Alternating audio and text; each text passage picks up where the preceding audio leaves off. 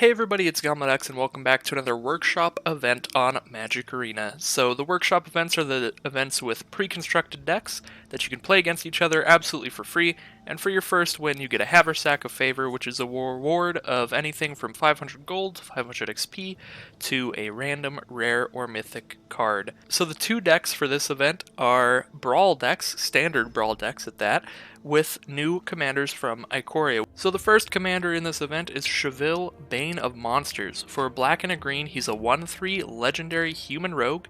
He has Death Touch, and at the beginning of your upkeep, if your opponents control no permanents with bounty counters on them, put a bounty counter on target creature or planeswalker an opponent controls. And then whenever you destroy one of those permanents, whenever a permanent an opponent controls with a bounty counter on it dies, you gain 3 life and draw a card. So the Cheville deck is a kind of Golgari is the green-black guild, ramp and removal deck. So a lot of really big stuff at the top end, along with some ramp cards to get up there to stuff like Gargos, Kogla, Thorn Mammoth, stuff like that. And a whole lot of removal to help trigger Cheville's ability to get you drawing more cards to fuel your deck as you go. So you have a little bit of ramp early on with Gilded Goose, Elysian Caryatid, Paradise Druid, cards like that, and a ton of removal. Erebos' Intervention, Orzhov Enforcer has Death Touch, Crawl Harpooner can fight flyers, lots of fight spells as well. Rabid Bite fights, Ram Through fights, Warbriar Blessing fights, Voracious Hydra can fight something on its own. So a ton of cards to interact with your opponent's creatures. Some cards that'll straight up destroy them like Murderous Rider, but mostly a whole lot of fighting going on with this deck. And the second deck for the event is Vadrok Apex of Thunder.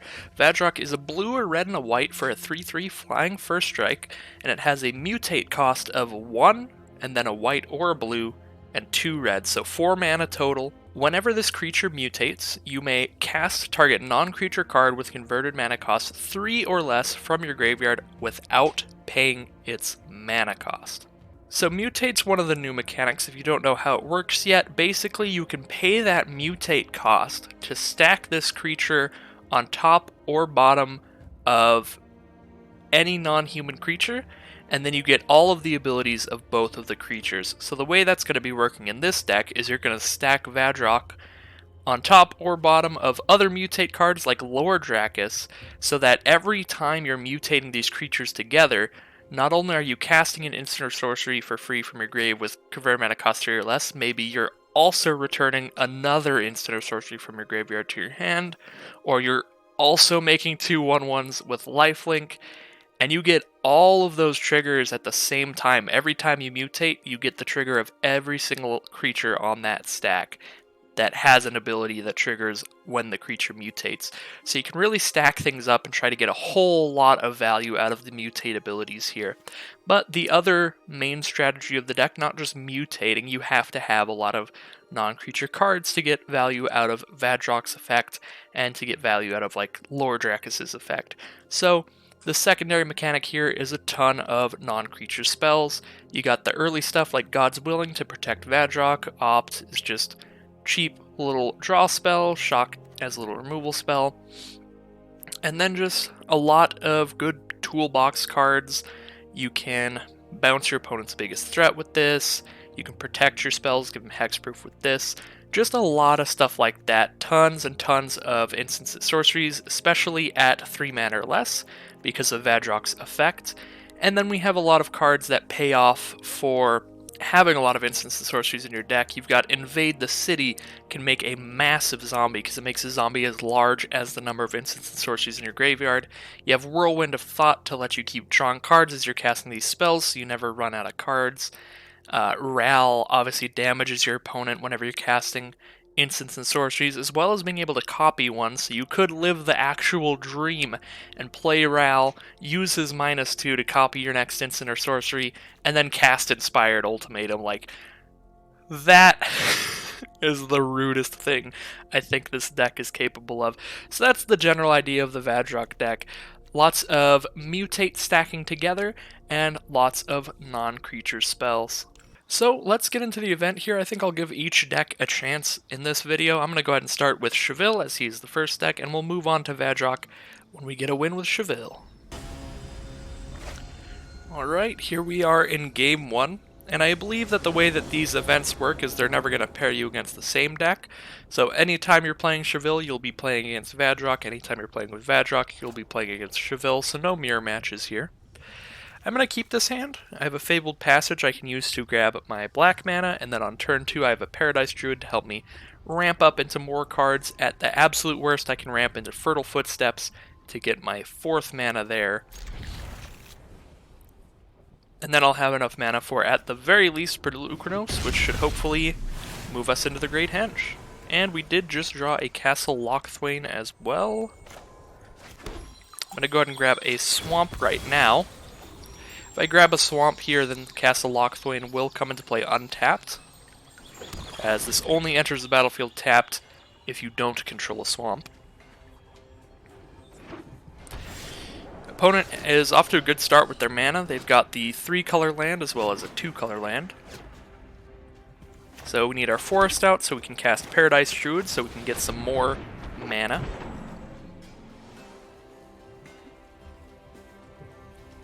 Now we will have 4 mana on turn 3 next turn, so we can just immediately cast Polukranos if we want.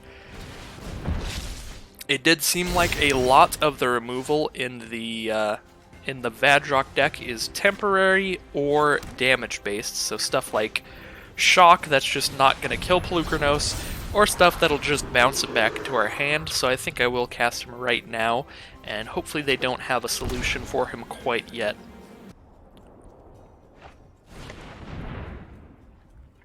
They're going to mutate onto their zombie token. So they put Dreamtail Heron on top of the stack, so it's a 3/4. The zombie token had a +1/+1 counter, so it has +1/+1, so it's a 4/5 flying whenever it mutates, draw a card. So that's a pretty big threat. We do have the Great Henge. We can cast the Great Henge and Cheville here to draw a card. So the Great Henge costs a whole bunch of mana, but it costs less based on the power of your creatures. Since we have a really big creature out, it only costs us 3 mana. And now every time we play a non-token creature, we get to put a +1/+1 counter on that creature, and gain 3 life, and draw a card. And gain 2 life, sorry. Opponent does have 5 mana now. They definitely have enough mana to mutate Vadrock onto Dreamtail Heron. It's not insanely powerful right now. They'd be able to cast Honor the God Pharaoh again. It looks like they're going to mutate Sea Dasher Octopus on instead. So now that they have Sea Dasher Octopus on there, Sea Dasher Octopus's ability is whenever this creature deals combat damage to a player, draw a card. So that gets added to their monster.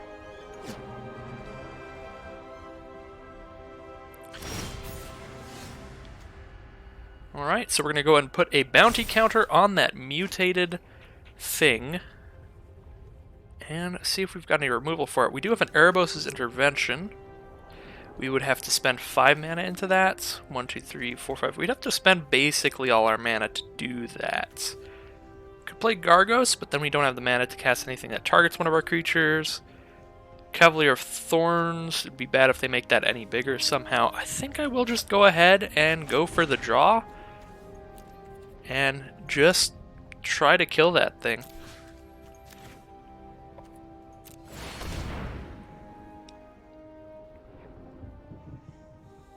Try to collect on our bounty here. Fortunately, they do have the Lazotep plating to give it hexproof until end of turn. So I will attack with Cheville and my 6/6. They only have a 1/1 as a blocker.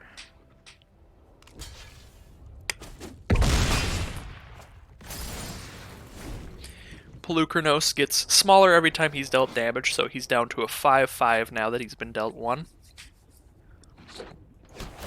He is still big enough for me to use his fight ability, 1 a black and a green, and fight their 4/5, try to kill it that way, even if I don't draw any other removal.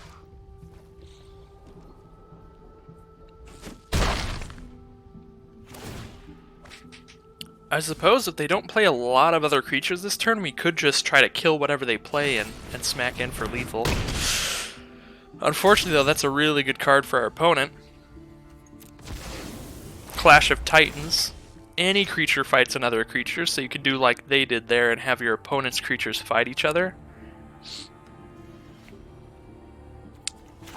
I guess we'll play Gargos, because that makes it really hard for them to interact with our stuff. Gargos makes it so whenever one of our creatures becomes the target of a spell, Gargos gets to fight a creature of our choice.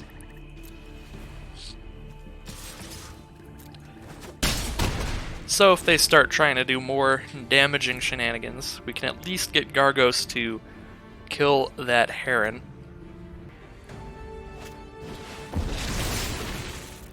Here's an Invade the City with 4 instants or sorceries engraved, making a 4/4 zombie army.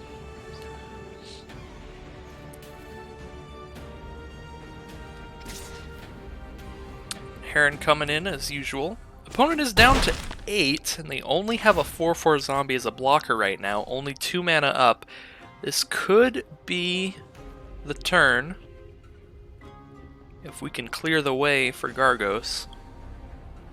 It is going to be really hard for them to have a way to deal with Gargos without targeting something. So we do have Cavalier of Night, which will clear the way for Gargos. It allows us to sacrifice a creature when it comes into play to destroy one of our opponent's creatures. So we're going to cast that right now and see if that ends it.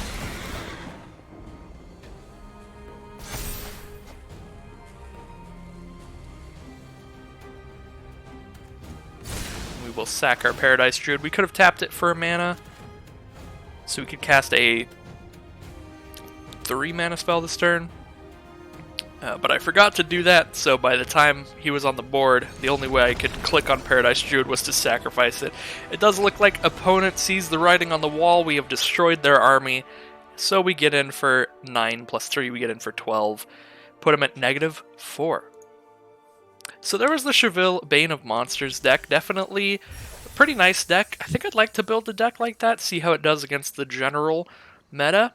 I think in this self-contained format, where the only deck that it has to face up against is the Vadrock deck, I think this deck is really nice. I feel like it might be the better deck, just because removal is really, really strong against Mutate. Even though a lot of their Mutate triggers give them value, you are still being able to kill multiple of their creatures off of one removal spell, because they have stacked several creatures that they drew onto one creature. Plus their deck just doesn't have that many creatures in general, especially because, again, a lot of their creatures they use kind of as non-creature spells, just augmenting them onto other creatures, just mutating them together.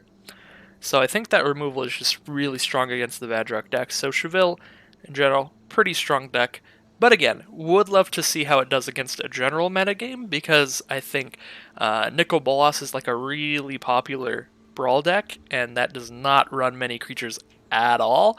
So against a deck with not a lot of creatures, I feel like you have a lot of dead cards in this deck, and you don't get a lot of value out of Cheville's secondary ability. But other than that, very cool deck. Let's go ahead and try out Vadrock, Apex of Thunder. Alright, and the queue time for this was a lot faster. I'm starting to wonder if maybe that's because of the meta, but we'll see. I'm a little worried that it might take a little longer to win with the Vadrock deck. I could definitely see it being pretty challenging to fight through the massive stack of removal at Cheville's disposal. But this hand is really strong. It's got good ramp. It has multiple cards that give us value when we're casting instances of sorceries. Well, obviously because Vadrock does, but just the ramp in general is very nice. And our opponent isn't off to this craziest start mana-wise. They just have 2 forests so far. They did not get to cast their commander turn 2. Definitely use that to our advantage, the fact that they stumbled a bit on mana.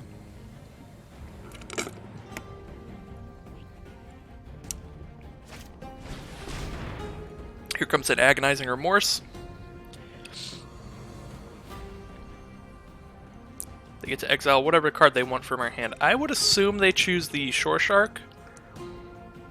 But since they are exiling the cards, whatever they exile we won't be able to get back.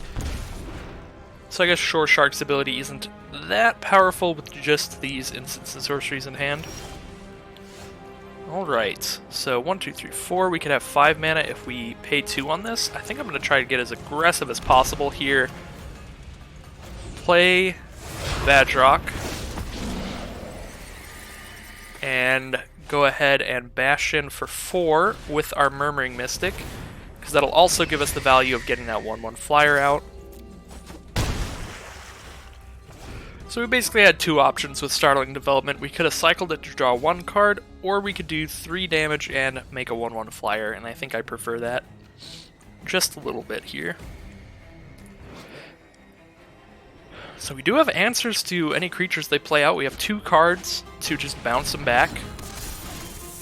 That is Protection from Multicolored. So if I put Shore Shark onto Vadrock, I believe it is multicolored if it's on bottom and monocolored on top. I'm going to go ahead and do this for science. The safe play would just be to Callous Dismissal. But I'm going to mutate Shore Shark on top of Vadrock. I think that the creature on top is the creature, so it's a mono blue creature on top here. And there's the concession from our opponent, so I don't know if they knew for sure if that would work either, but it probably would. So what was going to happen there if they didn't concede, I think, is that Vadrock would become a 4/3. I would bounce Stonequill Serpent back to their hand, and then Vadrock's other mutate ability would trigger, since it has been mutated, and I'd be able to cast the thing that makes one of my creatures a 4/4 again for free. And since I cast an instant or sorcery there, I'd make another 1/1 flyer, so I'd be attacking for 4 with my Murmuring Mystic, thanks to the spell in my graveyard, attacking for 4 with my Vadrock, thanks to the Pouncing Shore Shark, and 1 more with a flyer. So that'd have been 9 damage that turn, putting them down to 11, and I'd have 4 cards on board. They'd only have 4 mana next turn, maximum. So that game worked out pretty well, but our opponent was pretty severely stuck on mana. They still only had 2 forests and a swamp at the end of the game there. Since that game did end a little roughly, our opponent got severely hosed. I do have time for one more game here to give the Vadrock deck a little bit more of a fair match, I think, against Cheville. Maybe we can see what happens when our opponent is not stuck on mana. And this hand seems pretty nice. It is a lot of mana. There's 5 mana cards here, 4 lands and an Arcane Signet. But we do have Shark Typhoon, and that card's awesome, and I didn't even look at that, but that is a card I definitely want. Polywog Symbiote. All of our mutates cost 1 less to do, and whenever we cast a creature spell, if it has mutate, we get to draw a card, then discard a card. So now we're starting to get a lot of card draw as well. Both Opt, Polywog, Symbiote, and Shark Typhoon can allow us to draw cards.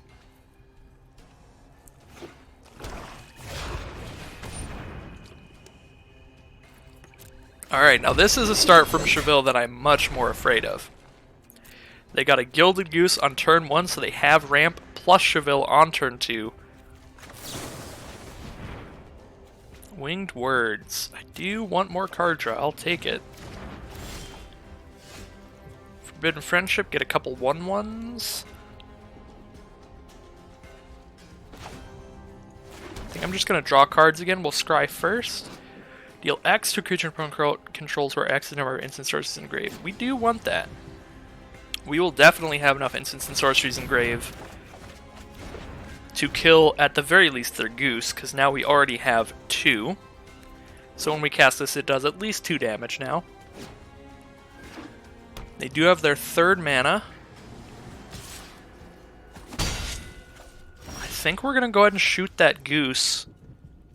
Unfortunately, we don't have an untapped... Oh wait, yeah we do. This is Sacred Foundry. I thought this was the Guild Gate. No, we'll definitely pay 2 life to be able to play our Cyclops untapped.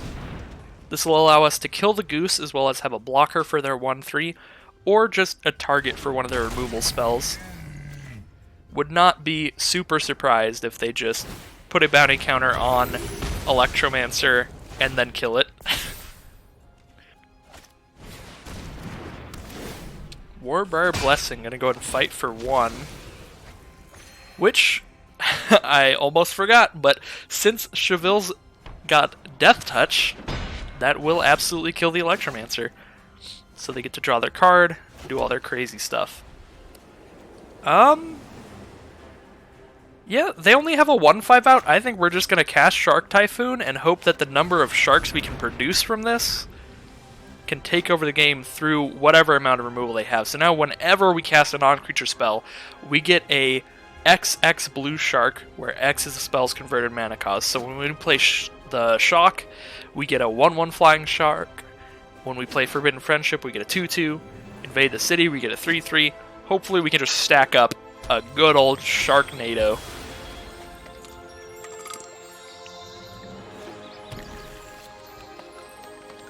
And of course, we do still have the combo of Polywog Symbiote into Vadrock to cast one of our instant sorceries from grave whenever we need one. Ooh, Depose and Deploy. Deploy is going to give us a lot of creatures whenever we need them. We have 3, 4, 5, 6 mana, so we can have the mana for Deploy and a 2 mana spell. So let's play Forbidden Friendship, I guess, and then save up our mana for Deploy.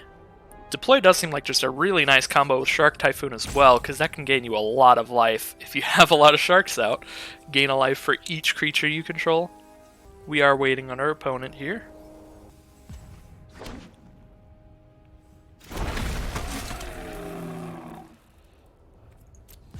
And now we're just going to pass the turn.